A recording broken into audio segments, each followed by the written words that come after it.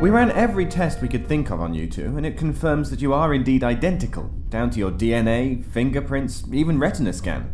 So, she's a clone, sir? Clone? I'm not a clone. She's the clone.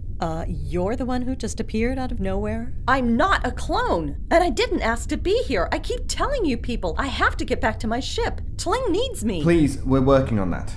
As I was saying, you two are identical in every significant way.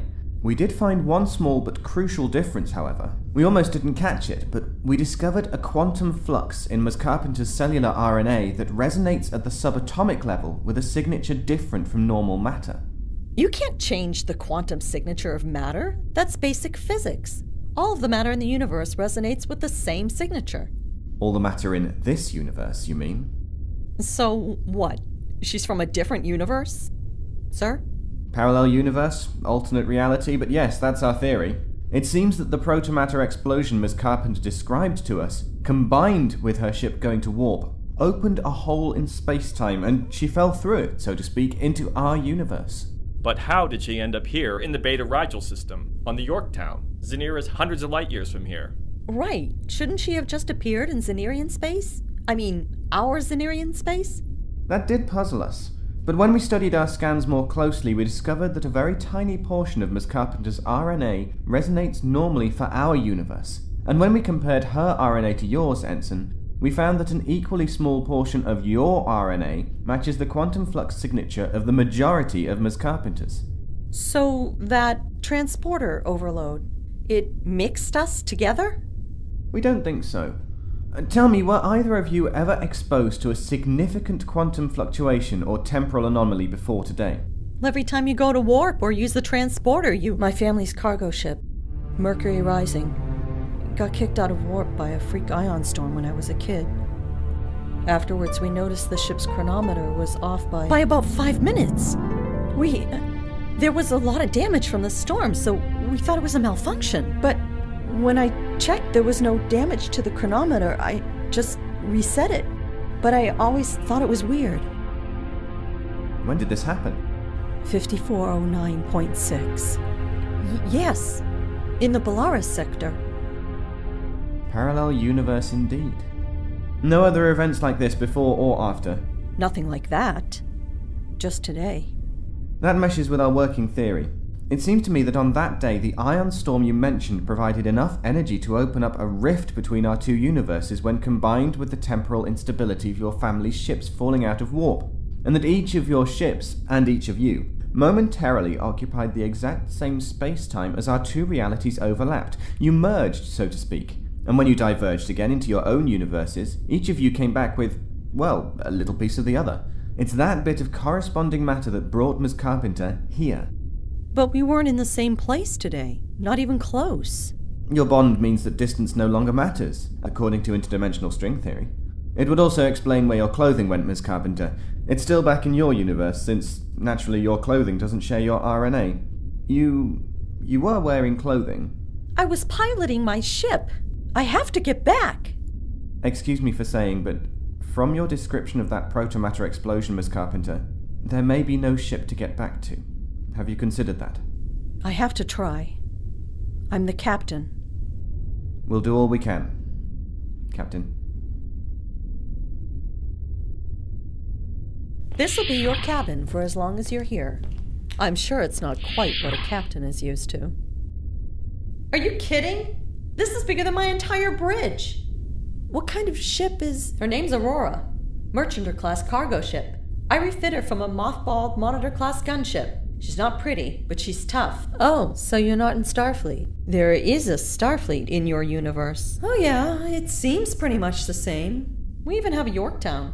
I saw it a couple of times as a kid. You never wanted to join up? I thought about it. I took the exams. I did pretty well, actually. All the technical stuff was fine. I just didn't think I'd pass the psych screening. Plus, I didn't think anybody would really want to ship out with Cannibal Kara. Cannibal who? What, they didn't use that one here? How about Crazy Kara? Scary Carpenter?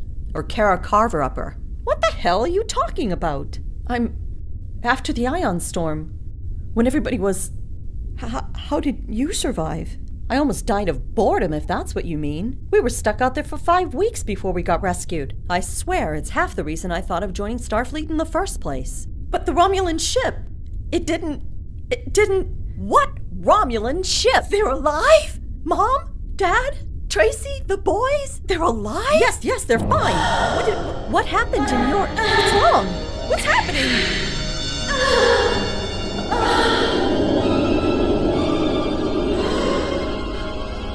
Medical emergency in guest cabin 331.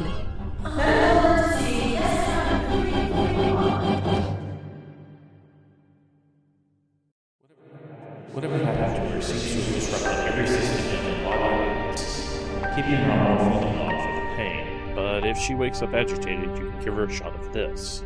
That'll put her out for a good 12 hours. Yes, Doctor. I'm gonna run some more tests, but until we hear more... Mr. Trang. We were just discussing your visitor. Doctor? We think we know what happened. It seems that our visitor's body tried to phase back into her own universe, but was held here by the portion that belongs in ours. The physical trauma you're seeing is the result of her body essentially trying to function with a small but significant portion of itself momentarily out of phase. Missing, as it were. That would explain the systemic damage. Will this phasing happen again? We don't know what brought it on in the first place, but we have to believe that it's a possibility as long as she is in our universe. Well, another episode would only exacerbate her injuries, and repeated episodes could kill her. The only cure I can see is sending her back to where she came from. We're working on that. We'll keep her comfortable in the meantime. In any case, she shouldn't be allowed to leave sickbay under any circumstances. You wanted to see me, sir? Yes, Ensign. If you'll excuse us, Doctor. Certainly.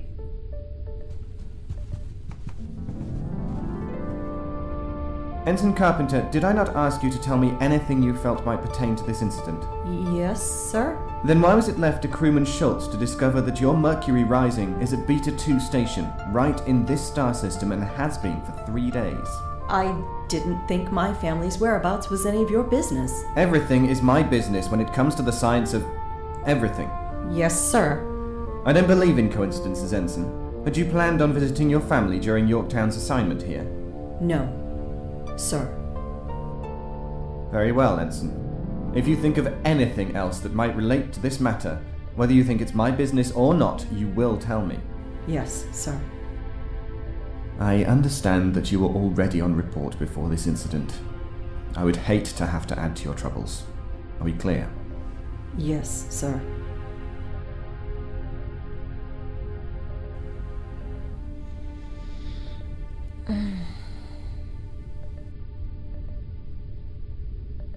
You're supposed to stay in bed. You're not going to go see your mom and dad? I'm Starfleet. I can't just come and go as I please. How long has it been since you've seen them? A while. How long? A while. Look, why does everybody think they can pry into my private business? I don't care if you are me. They aren't your family, and this isn't your universe. So stay out of it. There, see? Sorry.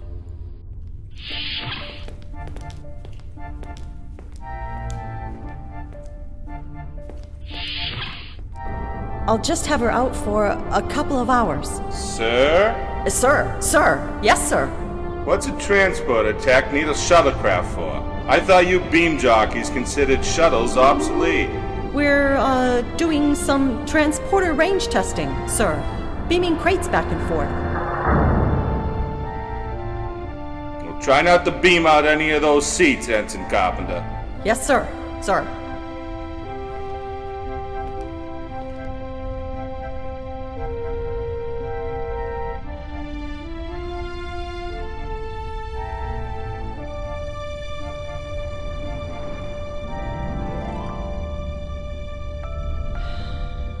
I'll come back for you, Taling. I promise.